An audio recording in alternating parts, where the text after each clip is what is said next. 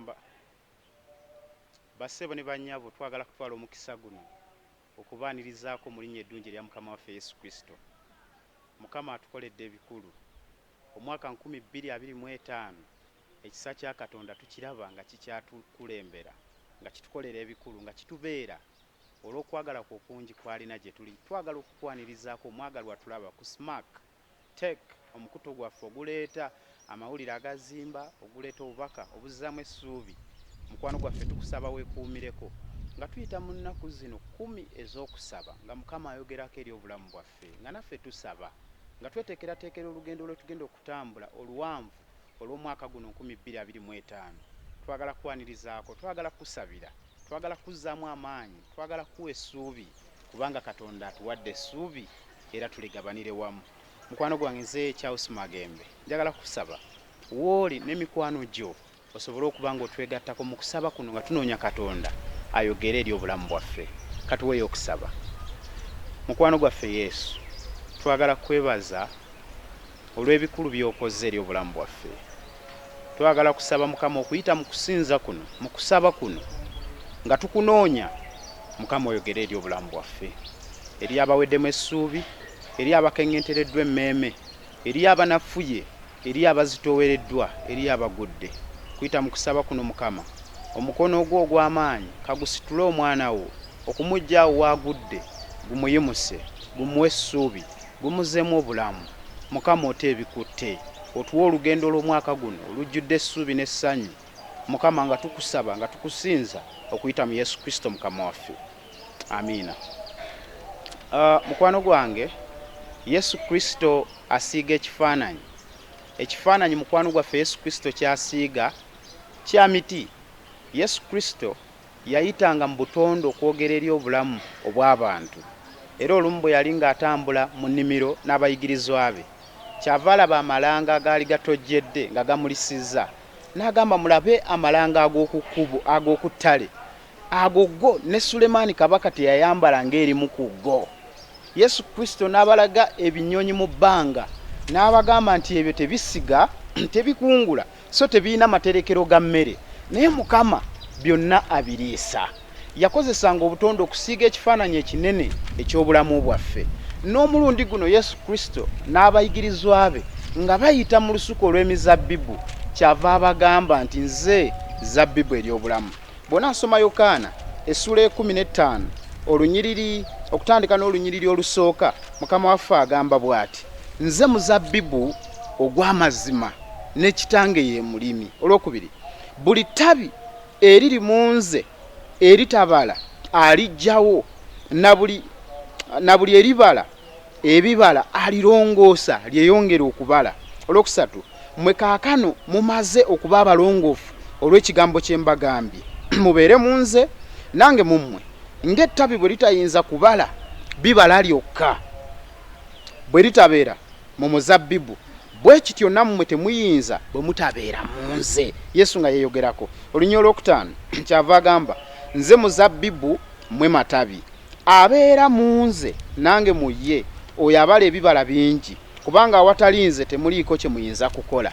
Yesu Kristo nate nga bayita mu nnimiro y'emizabbibu ayogera eri obulamu bw'abasajja bano, ng'abalaga ekifaananyi eky'ennimiro, ng'abalaga emiti egy'enjawulo egyali gitaddeko ebibala, awamu n'okubalaga egyo emiti egyali giremeddwa okuteekako ebibala. Neeyogerako ng'agamba nti nze zabbibu, mmwe muli matabi. Bassebo ne bannyabo, ekifaananyi kino eky'omuti Yesu Kristo kye yaleeta gye tuli, kye yali ayagala okwogerako eri obulamu bwo awamu n'obwange, kinene nnyo. Mbadde nga ntunuulira emiti egy'ebika eby'enjawulo, n'enzuula nti emiti gino gyonna tegyogera kyekimu, tegirespondinga kyekimu ku mbeera egituukako. Eriyo emiti Katonda gye yawa okuba nga gimanyi okuggyako ebikoola mu biseera ebyekyeya ne gisobola okuwangaala. Eriyo emiti gyo nga gikala bukazi mu biseera ebyekyeya. Naye ate bwe kiba nga kituuse ku miti egitemebwa, njagala kuwa ekifaananyi abamanyi Oluganda, abamanyi n'emiti egy'enjawulo wano. Tulina omuti oguyitibwa omutuba, gye gimu ku miti egyewuunyisa. Singa oba ng'otemye omuti gwa kalitunsi, gukalirawo ebikoola, olunaku lumu kalitunsi asobola n'okufumba kubanga amazzi gaba gamuvuddemu. Naye ate omuti ogw'omutuba osobola okutema ettabi ne limala wansi omwaka mulamba ng'ettabi teriraga nga kabonero nti lyatemebwa okuva ku muti ne lisigalako ebikoola ne lisigala nga litojjera lisobola n'okuteekako ebitontogolo ate nga lyatemwa dde okuva ku kikolo. Kakati ekyennaku kiikino nti omuntu ayinza obutategeera ddi lwatemeddwa kisinziira ku mazzi n'ekika ky'omuti ye kyali. Naye Yesu Kristo ayogera ng'agamba nti awatali ye amatabi gano tegayinza kubaako kye gakola. Weewaawo abantu balabise okuba mu nsi muno nga basobola okubaako ebitono bye bakola, okuzimba, okuganja, okuwangula mu byobufuzi, okufuna ebifo mu madiini, okwambuka waggulu, okuyitibwa ab'amannya, okufuuka ba celebrities ng'ate tebeesigamye ku Katonda kisoboka. Naye kiyinzikira ddala okuba nti omuntu ono muti gwa mutuba ogusobola okubaamu amazzi agasobola okuguwangaaza okutwala omwaka mulamba newankubadde nga gutemeddwa naye ne gutalaga kabonero ak'okuba nti gwatemebwa okuva ku muti. Omuntu ono kisoboka okuba nga ttabi ery'omutuba erisobola okutwala akaseera ne lisigala nga lirimbalimba abaliraba nti lirina obulamu mu lyo, ne lisigala nga lirimbalimba abaliraba nti lisobola okubala naye nga lyatemebwa dde okuva ku kikolo. Ekyo nno ekibuuzo si kyangu kyakubanga okibuuza omuntu n'akuddamu, ne kabeera kaseera kakwekebera nkyali connected ku muti omunene oba natemwako naye nga nnina embeera n'ebikolwa eby'omutuba ogusobola okusigala nga gubala n'okutojjera ebikoola naye nga gwatemebwako dda ku ttabi. Basebo ne banyabo, ate era kyangu nnyo okubeera kalitunsi, kyangu nnyo okubeera omusambya, emiti egiraga effect y'okutemebwa nga ogutemye kaakano naye ne gukulaga olw'eggulo nti omuti ogwo gukaze guweddemu amazzi akabonero ak'okufa ne kalabika ku gwo. Ekyo nno y'ensonga lwaki waliwo abantu mu nsi muno abava ku Katonda ne batawangalayo lunaku, eri abava ku Katonda ne batwala omwezi, eri abasobola okutwala emyaka nga bavudde ku Katonda naye nga mu bo ekikolo kyabwe ettabi lyabwe lirabika okuba nga likyalina obulamu ne wabaawo n'ebikolwa bye basigala bakola nga birabika okuba nga bya bulamu, nga birabika okuba nga bya bwesimbu. Era omuntu kyava akubuuza, nze bwe mba nga sisaba nga sijja mu ddiini sigenda mu kkanisa naye nga nkola ebikolwa ebirungi nze Katonda nampisa atya? Kyangu nnyo okuba nga watemwako dda naye ng'okyalina ebikolwa ebifaanana bwe bityo. Naye Mukama atugamba bw'ati, olunaku luno olusooka agamba mubeere mu nze, kubanga ettabi teriyinza kubala bibala awatali nze. Tusobola okwerimba mulamu bw'ensi, tusobola okubaako bye tukola ebirabika okubanga ebibala ebisikiriza amaaso, tusobola okujinga, tusobola okukola obufuusa obulaga nti tubala, obulaga nti waliwo essuubi naye nga twatemebwa dde okuva ku kikolo. Ekituufu kiri nti si kyangu kyakubala bibala awatali Mukama waffe, n'ebibala ebirabika awatali Mukama bya mubiri biggwerera bisaanawo.